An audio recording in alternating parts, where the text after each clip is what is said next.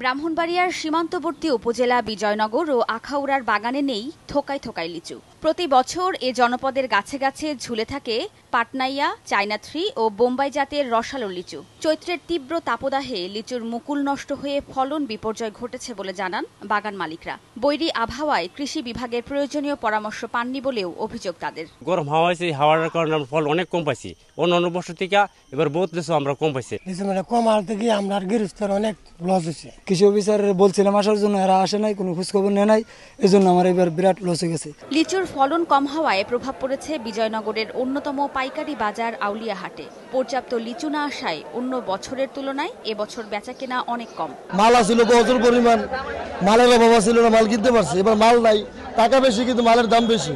লেচুর তো 2200, 2300, 2000, 1500 লেচু লেছিলাম।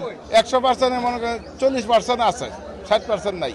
এদিকে কৃষি সম্প্রসারণ কর্মকর্তার দাবি 3 জাতের লিচুর মধ্যে 2 জাতের বাম্পার ফলন হয়েছে। আর বোম্বাই জাতের ছাড়া বাকি জাতগুলো যে ফলন দিচ্ছে, টোটাল ফলনটা আমরা কাঙ্ক্ষিত লক্ষ্যমাত্রা অর্জিত হবে। ব্রাহ্মণবাড়িয়ায় 450 হেক্টর জমিতে লিচুর বাগান রয়েছে।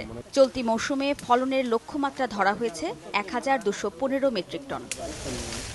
সময় সংবাদ, ব্রাহ্মণবাড়িয়া।